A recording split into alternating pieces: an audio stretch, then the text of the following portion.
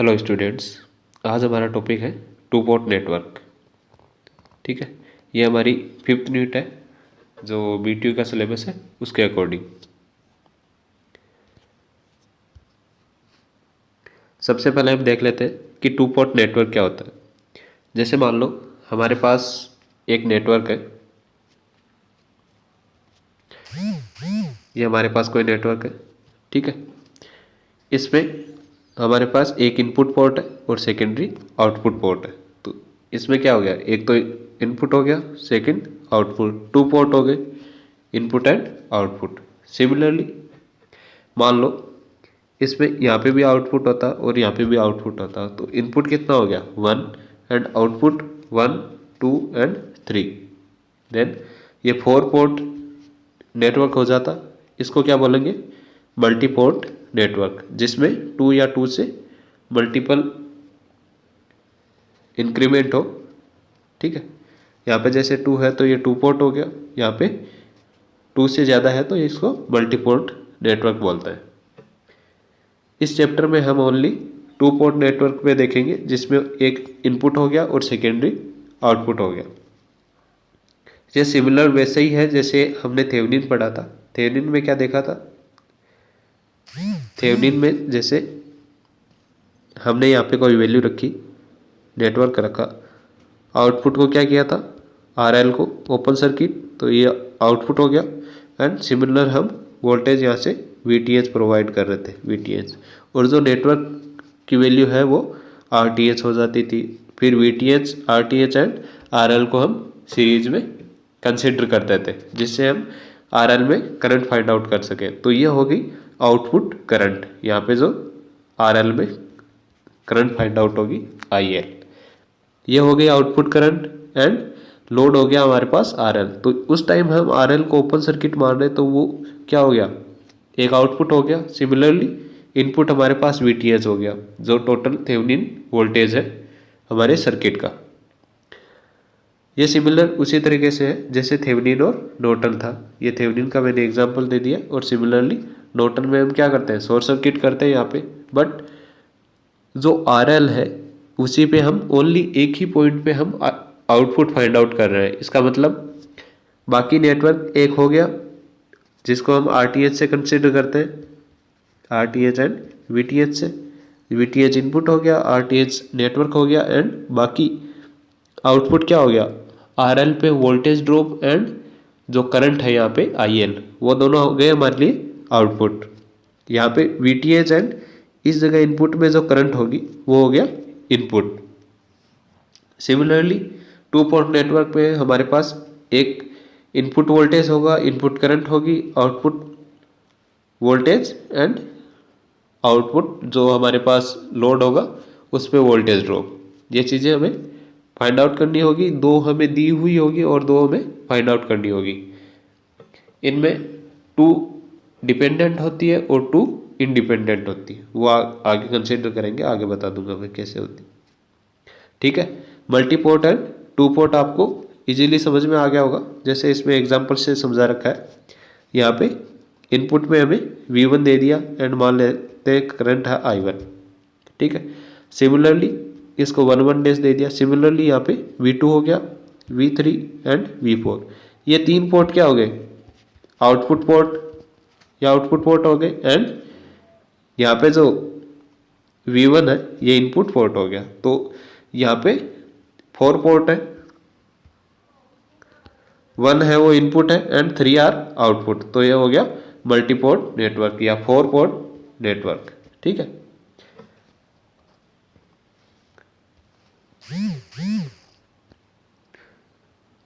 आगे देखो, यहाँ पे अगर मीनिंग मिस्टेक हो गई है, यहाँ पे लिख देना PARA पैरामीटर। ठीक है, PERA हो गया।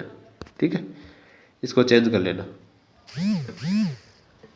यहाँ पे देखो, जैसे हमने टू पोर्ट नेटवर्क बनाया था उसका स्टैंडर्ड ये है, हम हर जगह यही यूज में लेंगे। कैसे, यहाँ पे V1 की डायरेक्शन प्लस माइनस, सिमिलरली यहाँ पे आउटपुट होगा उसकी भी प्लस एंड माइनस रहेगी। और जो दोनों करंट है उनकी डायरेक्शन हमेशा नेटवर्क के अंदर की तरफ आती हुई शो करेंगे। ठीक है, ये स्टैंडर्ड नोटेशन है टू पोर्ट नेटवर्क पैरामीटर के लिए। इसमें चाहे कोई सा भी पैरामीटर हो, वो हम आगे देखेंगे, जेड पैरामीटर या वाई पैरामीटर या एच पैरामीटर। बट एक फोर्थ पैरामीटर होता है ट्रांसमिशन लाइन पैरामीटर। इसमें हम क्या करेंगे, इसमें जो करंट की डायरेक्शन है उसकी डायरेक्शन इसमें रखेंगे, इस तरफ है ना, लोड की तरफ। यहाँ से I1 इंटर होगी एंड I2 आउटकम में आएगी, और similar V1 and V2 same रहेगा। जब हम Z, Y एंड H इनको ट्रांसमिशन लाइन पैरामीटर में चेंज करेंगे, ये होते हैं ABCD। ठीक है, इनमें चेंज करेंगे तो हमें I2 की जगह यहाँ पे -I2 लेना होगा, क्योंकि इसकी डायरेक्शन अंदर की तरफ है एंड इसकी डायरेक्शन बाहर की तरफ है। ये नोट्स में मैंने गलती से शायद अंदर की तरफ कर दी है इसकी डायरेक्शन, तो बाहर की तरफ कर लेना। यहाँ पे हमारे पास 4 वैल्यूज है, V1, V2, I1, I2। V1 हो गया input voltage, output voltage, input current and output current. इसमें से 2 डिपेंडेंट होंगे एंड 2 इंडिपेंडेंट वेरिएबल होंगे, जो मैंने पहले बता दिया था।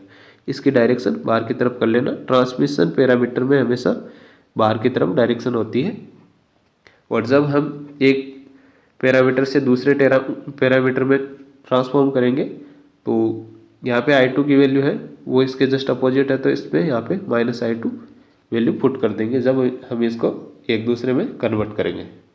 ठीक है, स्टैंडर्ड नोटेशन में Z पैरामीटर यानी impedance parameter, Y parameter and ZY and hybrid parameter H आता है, और इसमें ओनली T पैरामीटर आते हैं, ट्रांसमिशन लाइन पैरामीटर, जिनको ABCD से शो करते हैं। ठीक है, अब हमारे पास सबसे पहला है Z पैरामीटर। इसको देखते हैं। Z पैरामीटर मीन्स हमारे पास इम्पीडेंस पैरामीटर है। Z को किससे शो करते हैं, इम्पीडेंस से। जहाँ पे हमारे पास DC सप्लाई में R था रेजिस्टेंस, उसकी जगह Z वर्क करेगा। किसमें, AC सप्लाई में। ठीक है, क्योंकि DC में जो XL एंड XC होती है उसको हम कंसीडर नहीं करते। ठीक है, बट AC सप्लाई में हम XC एंड XL को कंसीडर करते हैं, जिसकी वजह से एक रिएक्टेंस डेवलप होता है X। ठीक है, इस रिएक्टेंस की वजह से एक Z डेवलप होता है जिसकी वैल्यू होती है R + jX। ठीक है, ये आ गया समझ में। इसमें X की वैल्यू होती है या तो XC - XL और XL - XC। यह आप पे कंसीडर करता है कि आप उसकी डायरेक्शन किस डायरेक्शन में रख रहे हो, जो फेजर है उसकी डायरेक्शन। जब यहाँ पे लैगिंग होगा तो माइनस आ जाएगा, और जब XC के हायर होगा तो प्लस आ जाएगा। ठीक है, यहाँ पे जो डायरेक्शन लेगा उसके अकॉर्डिंग इसकी वैल्यू वेरी करती रहती है। यहाँ पे V1 and V2 function of I1 I2 होते हैं। यहाँ पे I1 एंड I2 जो input current and output current है वो इंडिपेंडेंट वेरिएबल होते हैं, and V1 V2 dependent variable होते हैं। मीन्स हम I1 एंड I2 की वैल्यू वेरी कर सकते हैं, उसके अकॉर्डिंग V1 एंड V2 की वैल्यू ऑटोमेटिकली वेरी होती है। मीन्स हमें यहाँ पे V1 एंड V2 की वैल्यू फाइंड आउट होगी किसकी फॉर्म में, I1 एंड I2 की फॉर्म में। तो ये एक इक्वेशन है, ये याद रखना कि Z ट्रांसफॉर्म की 2 लाइन इक्वेशन कौन सी होती है। तो ये इक्वेशन है V1 =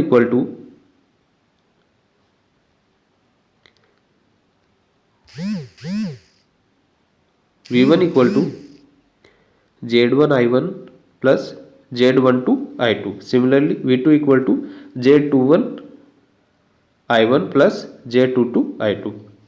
अब इसी को हम मैट्रिक्स फॉर्म में रखेंगे तो कैसे आएगा, V1 V2, ये आ गई मैट्रिक्स इसकी। यहाँ पे Z1 Z12 Z21 Z22। इनकी वैल्यू हमें अभी तक पता नहीं है, हम बस कंसिडर कर रहे हैं कि ये वैल्यू हमें नेटवर्क में फाइंड आउट होगी। ठीक है, ये वैल्यू हमें पता नहीं है। अब ये टू लाइन इक्वेशन बता देता हूँ कहाँ से आई। ये इस फॉर्म से आई है, ये याद रख लेना। इसमें क्या होगा, इन दोनों मैट्रिक्स को जब मल्टीप्लाई करोगे तो Z11 किसके साथ मल्टीप्लाई होगा, I11 के, ऐसे। ठीक है, ऐसे मल्टीप्लाई होगा तो क्या बनेगा, Z11 I1 प्लस Z12 किसके साथ होगा, I2 के साथ। तो I2 इक्वल टू अपर वाली V1 आ गई। ठीक है, सिमिलरली V2 फाइंड आउट करेंगे तो V2 के लिए क्या होगा, ठीक है, V2 हमें फाइंड आउट करनी है तो V2 के लिए ये वाली फिर से इसके साथ मल्टीप्लाई होगा। Then V2 equal to Z21 I1 plus Z22 I2। Matrix का मल्टीप्लिकेशन आता है आपको, तो इस तरह से मल्टीप्लाई करेंगे तो V1 एंड V2 की वैल्यू आ जाएगी। अब ये क्वेश्चन है कि ये वैल्यू कहाँ से आई, ये हमने एजम्पशन माना है, क्योंकि V इक्वल टू क्या होता है, I इंटू R। इसमें क्या है, R की जगह Z है, तो V equal to Z into I मान लिया।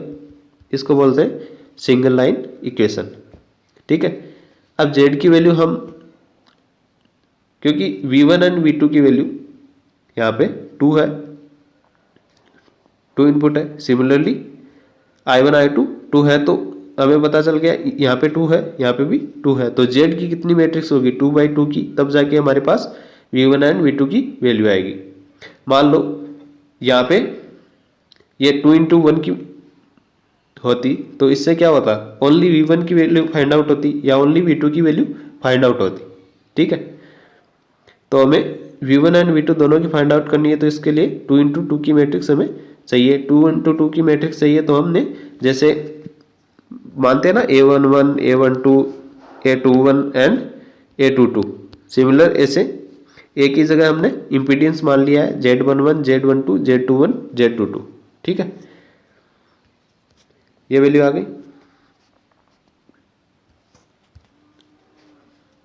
इसको बोलते हैं सिंगल लाइन इक्वेशन। इसको यहाँ पे भी शो किया हुआ है, V equal to Z equal to V upon, यहाँ पे I लिख दो। ठीक है, V अपॉन I, तो ये हो गया voltage divide by current equal to Z। ये हो गया इम्पीडेंस की वैल्यू। अब आगे है Z11 Z12, ये वैल्यू हमने फाइंड आउट नहीं की थी, ये एजम्पशन था, तो इनकी वैल्यू हम कैसे फाइंड आउट करेंगे।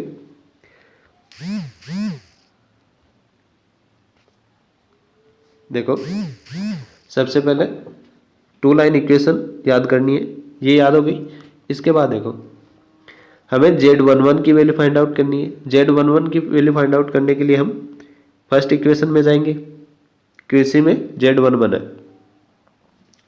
अब V1 को हम चेंज नहीं कर सकते क्योंकि ये डिपेंडेंट वेरिएबल है। सिमिलरली V2 को भी हम चेंज नहीं कर सकते, तो क्या होगा, इंडिपेंडेंट वेरिएबल को हम, इंडिपेंडेंट है वो ऑटोमेटिकली टाइम या दूसरे वेरिएबल पे डिपेंड नहीं करते, तो इन वेरिएबल से हम वैल्यू फाइंड आउट कर सकते हैं। Z12 की वैल्यू हमें पता नहीं है, तो हम इसकी वैल्यू को 0 पुट नहीं कर सकते, बट I2 की वैल्यू हम 0 पुट कर सकते हैं क्योंकि ये इंडिपेंडेंट वेरिएबल है। इसको मान लिया हमने कि एट ए टाइम ये 0 है, एजम्पशन कर लिया कि ये उस टाइम पे 0 है, पर्टिकुलर टाइम पे, तो I2 इक्वल टू 0 पुट किया। देन V1 इक्वल टू, ये पूरी टर्म 0 हो गई, V1 equal to Z11 I1, तो Z11 इक्वल टू क्या हुआ, I1 से डिवाइड कर दिया, तो V1 divide by I1 slash, हमने यहाँ पे क्या माना है, I2 इक्वल टू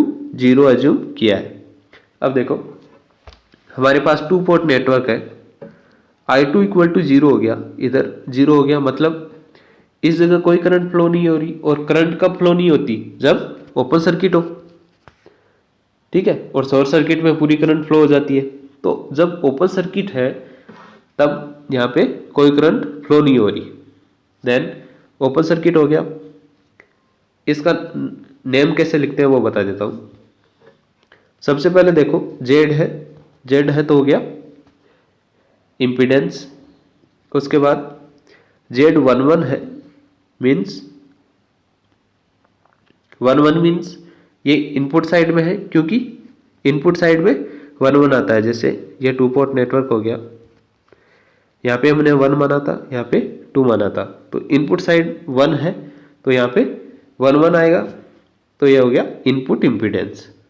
देन हमें पता है कि I2 करंट इस कंसिडर में 0 मानी है। 0 मानी है मीन्स यहाँ पे ओपन सर्किट है, ओपन सर्किट है तो ओपन सर्किट इनपुट इम्पीडेंस। ठीक है। सिमिलरली Z12 निकालेंगे। Z12 फाइंड आउट करने के लिए क्या करेंगे, ये Z12 रहा, ये फाइंड आउट करने के लिए हमें I1 की वैल्यू 0 पुट करनी पड़ेगी, क्योंकि Z11 की वैल्यू हमें फाइंड आउट नहीं है, पर्टिकुलरली Z12 की वैल्यू फाइंड आउट करने के लिए, क्योंकि सर्किट है हमारे पास तो Z11 की वैल्यू तो कुछ न कुछ फाइंड आउट होगी, बट I1 एंड I2 की वैल्यू हम एट ए टाइम कुछ भी पुट कर सकते हैं, क्योंकि ये इंडिपेंडेंट है सर्किट पे। ठीक है, कोई भी वेरिएबल पे ये डिपेंड नहीं करती, तो इनकी वैल्यू को हम वेरी कर सकते हैं। ये डिपेंड नहीं करती तो इनको हम कुछ भी वेरी करेंगे तो इसके अकॉर्डिंग ही जो सर्किट है उसमें वैल्यूज वेरी होगी। तो हम यहाँ पे I1 को 0 कंसिडर करते हैं। ठीक है। सिमिलरली यहाँ पे Z12 इक्वल टू क्या आएगा, V1 डिवाइड बाई I2, तो V1 डिवाइड बाई I2 आ जाएगा। अब यहाँ पे देखो Z है तो ये हो गया इम्पीडेंस। I1 इक्वल टू 0 है मीन्स कहीं ना कहीं पे ओपन सर्किट हो रहा है, देन ओपन सर्किट हो गया। अब यहाँ पे ना तो 1 है ना 2 है, ये है 1 to 2 means input divide by output. ठीक है। एफिशिएंसी इक्वल टू क्या होता है, output divide by input. Efficiency equal to output divide by input means ये डिवाइड बाई 1 है एफिशिएंसी के, मीन्स इसको बोलते हैं रिवर्स, और जो एफिशिएंसी होती है उसको बोलते हैं फॉरवर्ड। क्योंकि जितने भी वर्क होते हैं हम एफिशिएंसी फाइंड आउट करते हैं आउटपुट डिवाइड बाई इनपुट, तो वो क्या करते हैं फॉरवर्ड डायरेक्शन में जाते हैं, तब हम एफिशिएंसी फाइंड आउट करते हैं। हम देखते हैं कि इनपुट के अकॉर्डिंग हमारे पास कितना आउटपुट आ रहा है, उसकी हम एफिशिएंसी फाइंड आउट करते हैं। बट इसमें क्या है, आउटपुट पे कितना इनपुट आ रहा है वही तो हो रहा है, क्योंकि आउटपुट डिवाइडेशन में आ रहा है और इनपुट ऊपर आ रहा है, देन ये हो गया रिवर्स, तो इसको रखेंगे रिवर्स। सिमिलरली जब 2 1 आएगा, जब 2 1 आया तो क्या होगा, output divide by input means जैसे हमारा नॉर्मल सिस्टम चलता है एफिशिएंसी उसी टाइप से है, तो इसको बोलेंगे ट्रांसफर या फॉरवर्ड। ठीक है। ये ट्रांसफर आपके तब भी यूज में आएगा जब कंट्रोल सिस्टम पढ़ोगे। ट्रांसफर फंक्शन होता है, एफिशिएंसी जो होती है सिस्टम की उसी टाइप से कंट्रोल सिस्टम में से ट्रांसफर फंक्शन के नाम से शो करता है। ठीक है। इसकी वैल्यू क्या होगी, आउटपुट डिवाइड बाई इनपुट, तो यहाँ पे V2 डिवाइड बाई I1 है और I2 इक्वल टू 0 रखा, क्योंकि सेकेंड इक्वेशन में I2 इक्वल टू 0 रखेंगे तब जाके हमें Z21 की वैल्यू फाइंड आउट होगी। तो ये हो गया सेकेंड इक्वेशन से, ये दोनों सेकेंड इक्वेशन से आ गई, ये दोनों फर्स्ट इक्वेशन से आ गई। ठीक है। यहाँ पे I1 की वैल्यू पुट करेंगे तो Z22 आ जाएगा। Z22 क्या है, आउटपुट साइड का इम्पीडेंस है, तो आउटपुट इम्पीडेंस हो गया, और बाकी ओपन सर्किट हमें कहीं ना कहीं पे I1 या I2 की वैल्यू को 0 करना पड़ रहा है, तो ये चारों हो गए ओपन सर्किट। इससे क्या समझ में आया कि जितना भी इम्पीडेंस वैल्यूज है वो सभी ओपन सर्किट होती है। ठीक है। उसमें चाहे वो इनपुट हो, आउटपुट हो, या रिवर्स या फॉरवर्ड इम्पीडेंस हो। ठीक है। इनके नेम से ही क्वेश्चन आएगा, इनके नेम से क्वेश्चन आ सकता है कि open circuit reverse impedance find out करो गिवन सर्किट में, तो आपको I1 की वैल्यू 0 पुट करके उस सर्किट की Z12 की वैल्यू फाइंड आउट करनी होगी। तो इनके नाम याद रखना है कि कैसे निकालते हैं, इनके नेम कैसे फाइंड आउट करते हैं।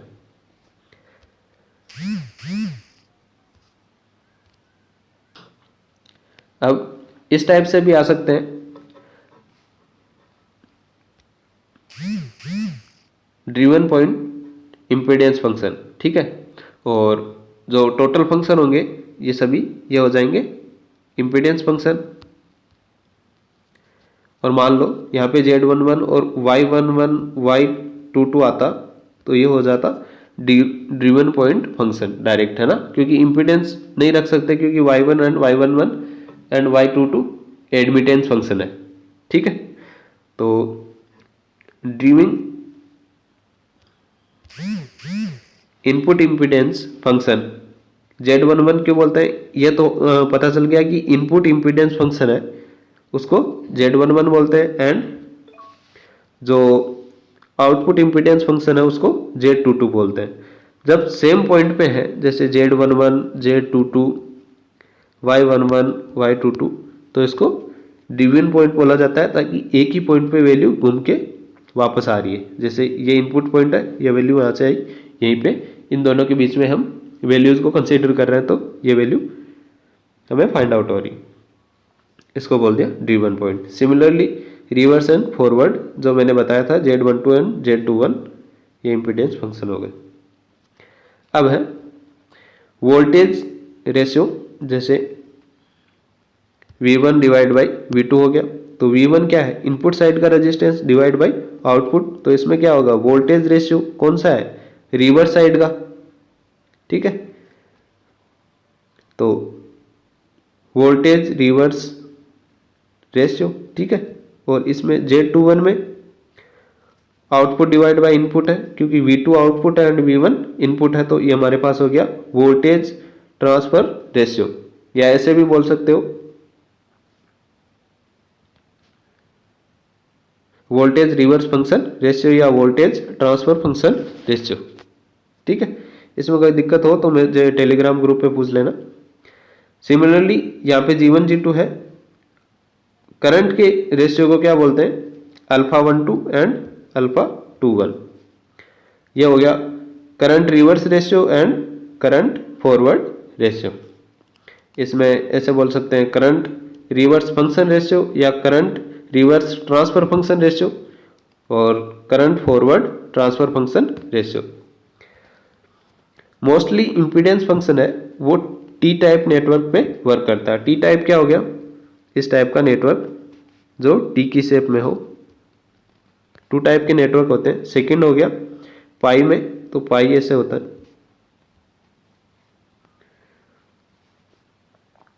ठीक है। टी हो गया स्टार की तरह एंड पाई हो गया डेल्टा की तरह, ठीक है। अब ये अगले चैप्टर में मैं बताऊंगा कि ये कैसे होता है स्टार या डेल्टा में। तो कंसिडरली हम इम्पीडेंस फंक्शन को यूजुअली टी टाइप के नेटवर्क में सोल्व करते हैं। ये अगले चैप्टर में बता दूंगा कि कैसे सोल्व करते हैं, क्यों करते हैं। ये एक दूसरे के ध्यान रखना, ये एक दूसरे के ड्यूल है। तो ये जेड के लिए है तो एडमिटेंस के लिए क्या होगा, पाई नेटवर्क होगा, एंड इम्पीडेंस के लिए टी नेटवर्क, ठीक है। थैंक्स।